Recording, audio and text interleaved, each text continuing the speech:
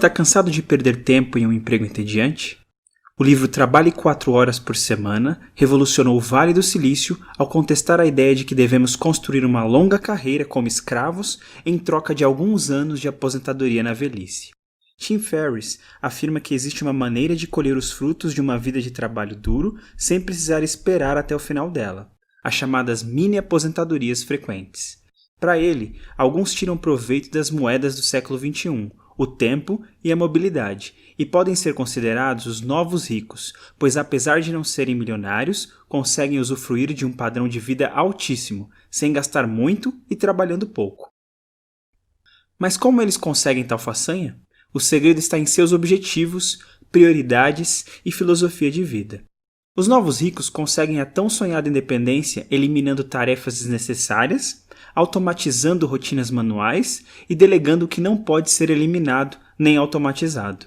O livro revela o caminho dando 4 passos: definição, eliminação, automação e liberação. Liberdade de escolha é poder, e quanto mais coisas conseguimos controlar, mais nosso dinheiro multiplica. Os novos ricos conseguem se libertar das amarras do relógio e da geografia, controlando o tempo, as tarefas, o local onde serão feitas e quem as fará, deixando de ser essenciais no circuito. E ao saírem de cena, conquistam a liberdade de estar em qualquer lugar do mundo. Compreendem que menos trabalho não significa preguiça, pois resultados são mais importantes que os esforços.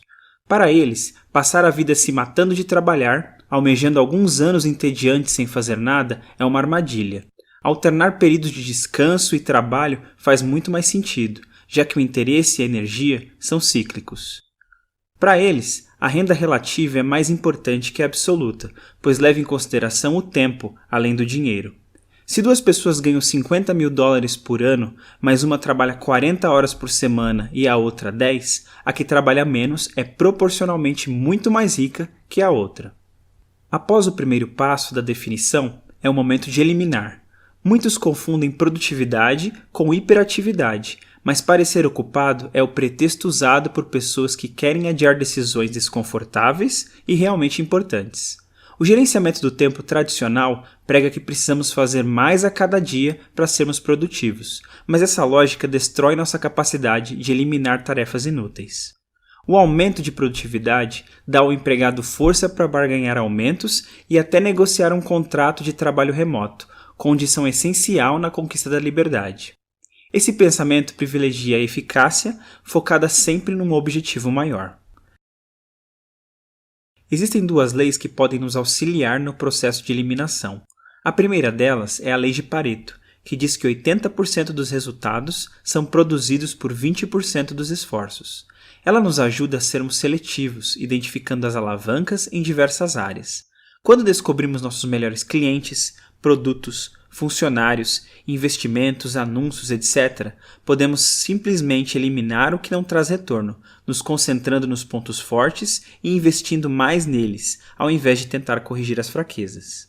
Esse pente fino pode trazer resultados incríveis, pois costumamos preencher todo o nosso tempo ou orçamento de forma ineficiente.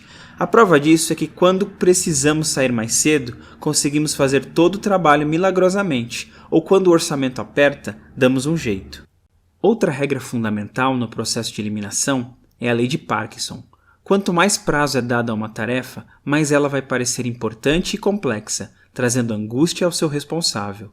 Logo, tarefas com prazos curtos forçam a concentração na execução, trazendo resultados melhores do que as com prazos longos. Limite seus afazeres ao que é mais importante, aplicando a lei de Pareto. Logo em seguida, encurte seus prazos para aumentar o foco e a qualidade, aplicando a lei de Parkinson. Se suas atividades foram escolhidas a dedo, com um tempo curto, passarão a ter mais valor e impacto. Após aplicar as 2 leis, a próxima etapa é cultivar a ignorância seletiva. Ao contrário do que se pensa, as pessoas são ignorantes por excesso de informação e não pela falta dela.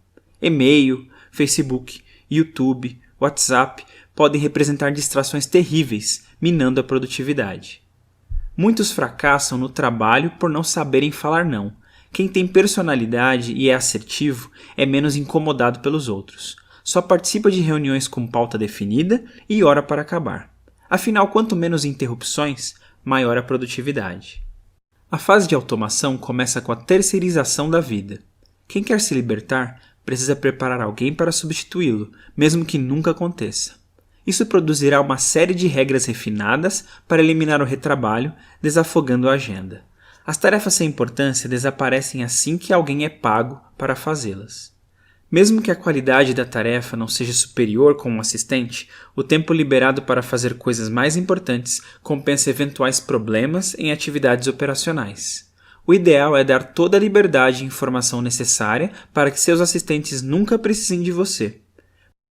Após o processo de automação de tarefas, é preciso fazer o mesmo com a renda. Para isso, o empreendedor precisa de um produto que o livro chama de musa, capaz de gerar a renda no piloto automático, consumindo pouquíssimo tempo do empreendedor. Logo, não é um negócio tradicional. O primeiro passo é escolher um nicho de mercado conhecido e possível de se alcançar, atraindo clientes dispostos a pagar mais caro, pois demandam menos suporte e manutenção. É possível revender, licenciar e até criar um produto. A criação, apesar de mais trabalhosa, não é tão complicada quanto parece e possui uma maior margem de lucro. Uma forma prática e barata de testar a musa é usando anúncios na internet, que revelam rapidamente a resposta dos clientes em potencial. Após esse teste, basta eliminar os produtos fracassados e investir nos vencedores. O importante é que o negócio seja dirigido por processos e não pelo fundador. O quarto passo após definir, eliminar e automatizar é liberar. A mobilidade restrita é a marca dos novos ricos, que conseguem ser produtivos de qualquer lugar do mundo. Para empregados também existe esperança, propor um período revogável de testes com trabalho remoto. Provado em números, o aumento de produtividade pode gerar um contrato permanente à distância.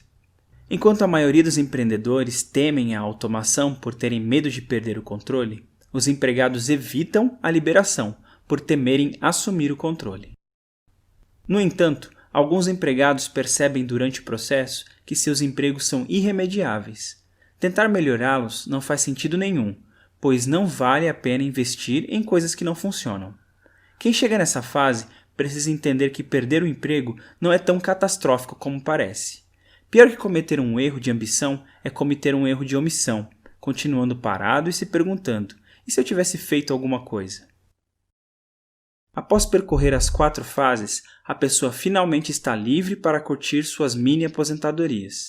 Diferente das férias, são um período mais longo de distanciamento, proporcionado pela eliminação das tarefas desnecessárias, automação de tarefas manuais e liberação do trabalho presencial. É um estilo de vida que nos permite conhecer novas pessoas e culturas, aprender idiomas e descansar sem se entediar. É importante curtir esse momento sem dúvidas ou dor na consciência, pois todas as coisas estão correndo muito bem sem sua presença, pois um dia você construiu tudo isso.